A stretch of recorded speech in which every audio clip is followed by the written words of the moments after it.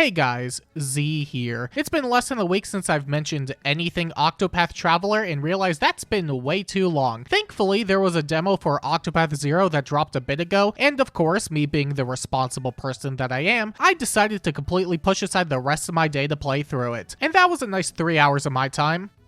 And then I decided to play even more of it on PC. Can you tell how invested I am in this series? I want to say I put maybe 6 to 7 hours or so into the demo, and I definitely have some thoughts on it. Some positive, more positive, and well, I do have some critiques, but I'll cover those in a bit. So initially, when we got the announcement for Octopath Zero, my understanding was that it was going to be mostly a one-to-one adaptation of the mobile game. There was word about some differences coming to the console version, but the extent of that was a bit vague. Even now with the demo, it's hard to say how much of the game will play out similarly to the mobile version, but from what I've already played, it's looking to be a lot more than I would have otherwise expected it to be. The largest changes definitely come from the opening of the game. In Octopath Zero, the main plot is set up through your hometown, Wishvale, and it getting destroyed by Herminia, Tydos, and August.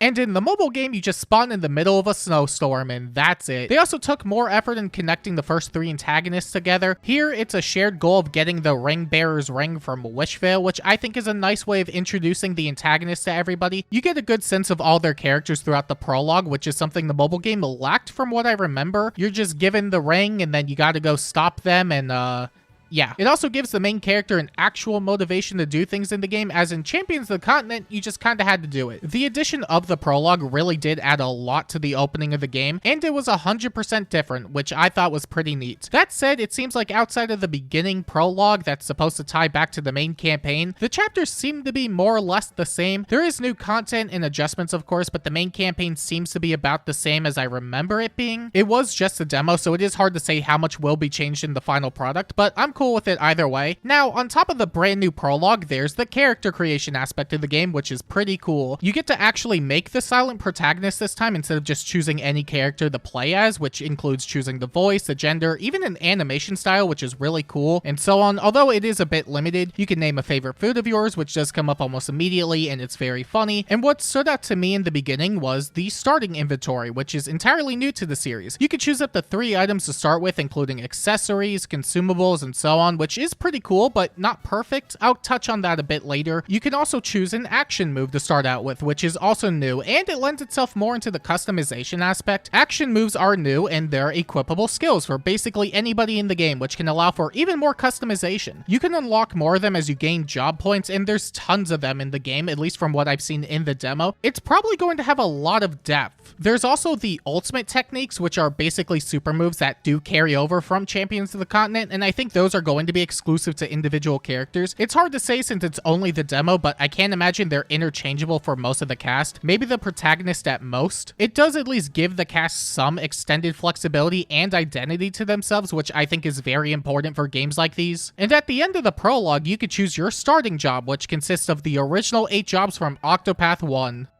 But different. It seems like they balance them a lot more, what with swapping around some moves to other jobs or replacing them entirely, and I only really felt that when I chose the Thief job, as it had SP Thief, which was one of the dumbest moves in the first game. Originally, it cost 6 SP to use, and it did a double dagger attack with a solid damage modifier. You could basically restore all of your SP cost every single time, which paired well with weapons that inflicted statuses, and it invalidated standard attacking for the most part. It was really strong, and I expected that to be the case here, but it felt strangely balanced, although maybe if I get a better weapon it won't be the case. Still, I'm not sure if the damage modifiers were changed, but the Thief doesn't really feel nearly as broken as it once was, especially since they got rid of some of the supportive moves the original job had. It's still good, but it's clear they wanted to make the jobs more balanced across the board since they were incredibly lopsided in the first game. The Warrior feels a lot better now, seeing as it got newer moves and variety. The Hunter actually seems like one of the best jobs now, where it was mostly a supportive sub-job at best, and the Dancer still doesn't seem that good. It'll need some experimentation, but them changing up how the jobs are in this game keeps it fresh and can feel good at the same time. Every job also now has 2 weapon types, whereas some only had 1 before. This is probably due to the addition of fans and tomes, but it's a nice change regardless. I also like how you're able to change the jobs in this game. Normally, you would have to find the sub-job somewhere in the game, but you could just access any other job so long as you become proficient enough with your starting option. It'll take a bit to get to that point, but you just have it all at your disposal, which is a nice nice change of pace from the first 2 games. And although it's only the demo, it seems like a lot of the jobs in this game are a bit tuned back. This is probably because you're controlling 8 characters at a given time now, which is fair. It just stood out a bit as a lot of the support skills don't seem all that amazing either, but between that and the equipable action moves and the ultimate techniques, it makes enough sense. Otherwise, you might just end up with 1 or 2 characters dominating the entire game. And speaking of which, I found 6 recruitable characters in the demo. I don't know if there were others I missed or not, as I didn't explore every dungeon available in the demo. The recruitment process was also pretty straightforward too. Besides 1 character, it seemed like all you have to do is talk to them and maybe do a side quest to have them join you. And one of the things the game offers is indicators that show if there's a recruitable character in an area, which I thought to be really nice. In fact, there's plenty of indicators across the game that really go a long way in exploring around, including materials and chests, which I will get to a bit later. Materials seem to be tied to exploration for the most part, which makes exploring around more purposeful. It was still fine for getting chests and stuff, but now there's more of a reason to go back, which I do like. Those resources are used for the Wishvale Town feature, which I didn't spend a lot of time in, although there's only so much of it in the demo. You can build houses and other types of structures that NPCs you recruit throughout the game can live in. It's a cute little side thing that I think I'll be spending a lot of time in as I progress through the game. Besides that, tavern talks are back, which is nice to see. I don't think there was any particular reason why they wouldn't have returned, but they are here, and that's pretty cool. With over 30 characters to play with, I'm hopeful there will be a lot of fun ones in there. And something transition. I didn't know how I was going to bring this part up. The camera work seems to be even better now, both in battles and in the overworld, which is especially the case with the zoom in and zoom out feature, which I really love. This really brings out so many details in a lot of the areas, and it's really cool being able to adjust it to my liking. I could zoom all the way out and in, and that's pretty fun. Also, I realized I kind of forgot to talk about the recruitable characters. There was Stia, Fen, Viator, Kelsis, Alexa, and Macy, and I thought they were pretty good for the most part. Although balance-wise, many of them definitely screamed early game recruit due to their kits, and some of them just weren't that strong, but they had distinct enough aspects about them at least. Except Alexia, she's just really good. Narrative-wise, it wasn't bad either. Besides the first 2 that get way more development, you get a good idea of everyone else's characters throughout their side quests. The tavern talks will probably flesh them out a bit more, so I'm not too worried. But I will say the voice acting really sells their likability a good bit. The voice acting is just phenomenal. Or should I say, marvelous!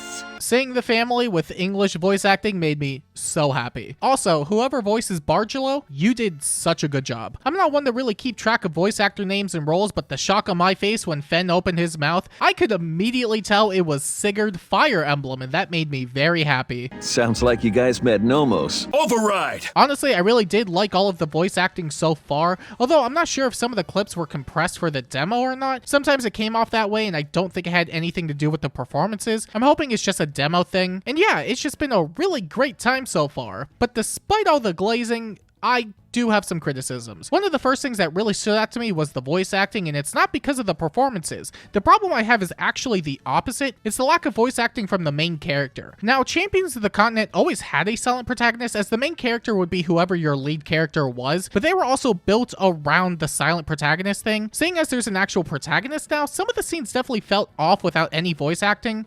Spoilers for like the beginning of the game. Something bad happens to the town, which you do see in the trailers, and the main character's mom dies. There's a scene where they run into their house and are reacting to her death, but the impact didn't really land because they were silent the entire time. It did feel a bit awkward, and this was then followed up by another reaction to a character's death, which had voice acting and emotion put into it, and it was really great. I do understand that there are 6 available voices to choose from, and that would have been a lot of extra recording. To my knowledge, the voices only appear in battles and path actions, which I think is fine for everything outside of the prologue. I think it would have benefited the prologue a lot just to have some voice lines for the main character, especially since it's part of the new additions to the game. The rest of the game should be fine without it, since the original material was built with a silent protagonist in mind anyway. But besides that, it was really good. What followed the prologue, for the most part, was also really great. Battling is still just as good as I remembered. The music is great, especially the newer tracks. I love those a lot. The chapter boss fights also have story-relevant characters join in, which wasn't in the mobile version, or at least the beginning ones. That was one of my favorite additions to the game so far, but as I was exploring, I saw that there were these blue chests around, and a sense of dread immediately swept through me the moment I interacted with one.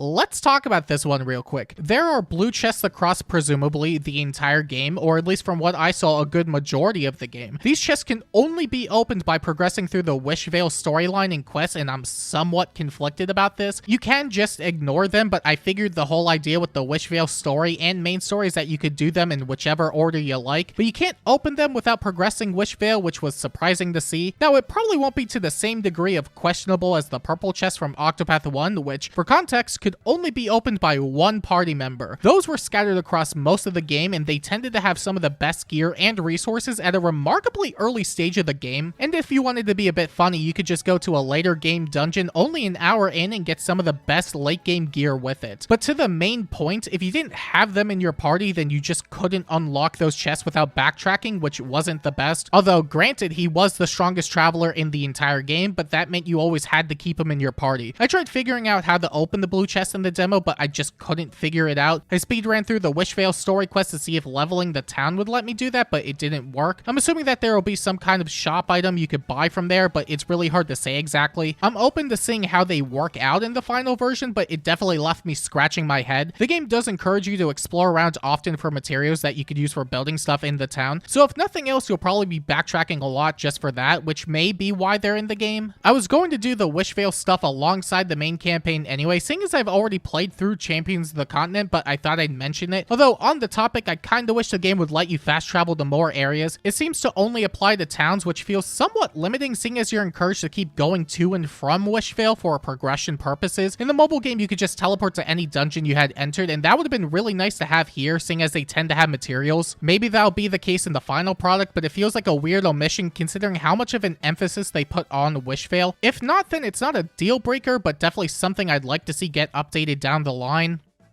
But starting inventories, on the other hand, you know how I mentioned the starting out inventories you get? Well, some of the items you could choose were key items. So one of those items is a key item.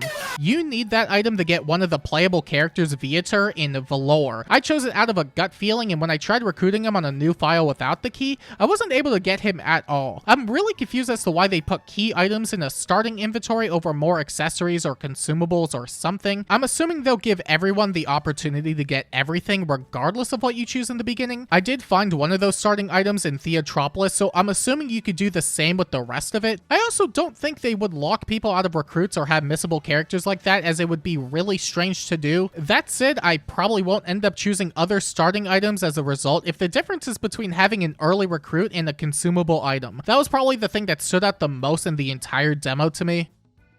But criticisms aside, the game has been marvelous! And yeah, overall, I think this game is shaping up to be really, really good. I've said ad nauseum at this point, but wow, who knew removing gacha elements from a single-player RPG would make it better? This was already going to be a day one thing for me regardless, because, yeah, it's me we're talking about. I really love this series so much. Honestly, I may end up spending the entire month of December going through this game. If Champions of the Continent is anything to go off of, then it's going to be packed to the brim with content, and it's going to take me a while to get through. And you know, if there's anyone from Square Enix out there listening, it would be pretty cool if you hooked up your boy with a copy. Maybe a special edition if you're feeling up to it.